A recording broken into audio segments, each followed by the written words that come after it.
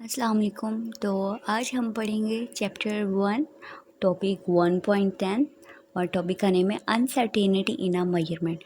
अब जब हम पहले टॉपिक में इससे पहले वाले टॉपिक में एरर वाला पढ़ चुके हैं, यानी कि अगर किसी जगह पर या किसी भी मेजरमेंट में क्या हो, बेयकीनी की कैफियत पैदा हो, ठीक है, वहाँ पे क्या हो जाती है, अनसर्टेनिटी पैदा हो जाती है। क्या पैदा होती है? अनसर्टेनिटी। और यही अनसर्टेनिटी एरर की वजह बनती है। अब नेक्स्ट जो है, ये टॉपिक जो है शॉर्ट के लिहाज से, एमसीक्यूज़ के लिहाज से आपके पास आ सकता है, तो इसको ज़्यादा कंप्लीट करने की लोड़ नहीं है। जितना भी है वो हम अभी जो है वो नोट से पढ़ेंगे कि क्या क्या इसमें इम्पोर्टेंट है और क्या क्या करना चाहिए। अब अनसर्टेनिटी इन अ मेजरमेंट ये होती क्या है? There is no such thing as a perfect measurement. ऐसी कोई भी चीज़ नहीं है जो कि परफेक्ट मेजरमेंट आपको दे सके, जिसकी आप परफेक्ट मेजरमेंट कर सको। Whenever a physical quantity is measure except counting, there is unavailable such uncertainty about its determined value due to some instrument। अब इसमें उन्होंने ये कहा है कि अनसर्टेनिटी मेजरमेंट में या फिर जो काउंटिंग की अनसर्टेनिटी होती है, ठीक है, दोनों डिफरेंट होती हैं, सेम नहीं होती। अब काउंटिंग में अनसर्टेनिटी कैसे होती है? तो काउंटिंग में इस तरह से होगी कि एक टीचर जो है वो अपने स्टूडेंट को कहता है कि आप डाइस काउंट करो इस रूम के, तो कोई बच्चा कहता है कि 30 हैं और नेक्स्ट बच्चा कहता है कि सर ये 31 है, और थर्ड बच्चा भी कहता है कि 31 है, ठीक है। ये हो गया काउंटिंग की अनसर्टेनिटी। मीन्स वहाँ पे एक बच्चे ने गलत बता दिया, लेकिन ये ज़्यादा इम्पोर्टेंट नहीं है, इसको आप निगलेक्ट कर सकते हो। लेकिन उसी डाइस की अगर आप लेंथ मेजर करने की ट्राई करो, ठीक है, तो उसमें अगर एरर आएगा या उसमें बेयकीनी की कैफियत पैदा होगी, तो वो आपकी अनसर्टेनिटी किस में होगी? मेजरमेंट में, ना कि काउंटिंग में।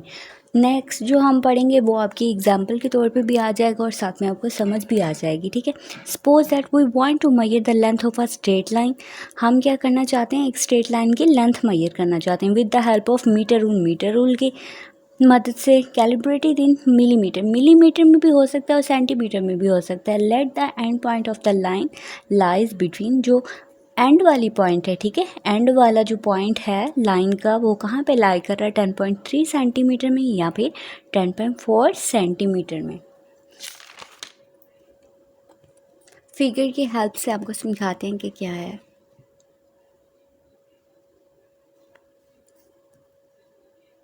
ये रही फिगर, ठीक है। आपने क्या लिया? ये मीटर रूल बनाया है। मीटर रूल ये आपकी लेंथ है उस स्ट्रेट लाइन की, ठीक है। 10.3 और 10.4 के बीच में है, ठीक है। अब किसी स्टूडेंट से पूछते हैं हम कि ये कहाँ पे है, कोई स्टूडेंट कहेगा 10.3 है, ठीक है, और कोई कहेगा कि 10.33 से तो आगे है, मतलब 4 में आ जाएगी।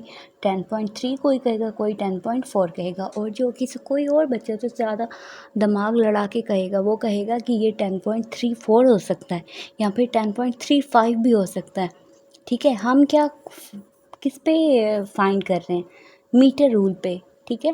तो मीटर रूल का आपका लीस्ट काउंट क्या होता है? 0.1 सेंटीमीटर। मिलीमीटर में अगर करोगे तो 1 मिलीमीटर होता है, सेंटीमीटर में करोगे तो 0.1 सेंटीमीटर होता है। मीन्स ये कि आपकी मेजरमेंट की जो भी वैल्यू होगी उसके पॉइंट के बाद सिर्फ एक डिजिट आना चाहिए, बट यहाँ पे तो 2 आ रहे हैं, तो यहाँ पे क्या आ गई? अनसर्टेनिटी पैदा हो गई। इसी चीज़ को कहा गया है कि मेजरमेंट में अनसर्टेनिटी। अब अनसर्टेनिटी की को आप कम कैसे कर सकते हो, उसकी रिडक्शन कैसे हो सकती है? The uncertainty in small length such as diameter of a wire and short interval of time can be reduce further by taking multiple reading and then finding average value. अब क्या कहते हैं कि अनसर्टेनिटी अगर किसी स्मॉल लेंथ में हो सकती है, डायमीटर किसी भी वायर के डायमीटर में हो सकती है, या फिर time short interval of time को फाइंड करते हुए भी हो सकती है। इसको रिड्यूस कैसे कर सकते हैं कि आप क्या करो, मल्टीपल टाइम्स उसकी रीडिंग ले लो और फिर उसकी एवरेज वैल्यू निकाल लो, ठीक है। इससे क्या हो जाएगा कि आपकी जो मेजरमेंट पे अनसर्टेनिटी होगी वो कम से कम हो जाएगी। तो आज का हमारा टॉपिक शॉर्ट सा था, बस इतना ही है। आप इसको अच्छे से याद करें और अपना बहुत सारा ख्याल रखें। अल्लाह हाफिज़।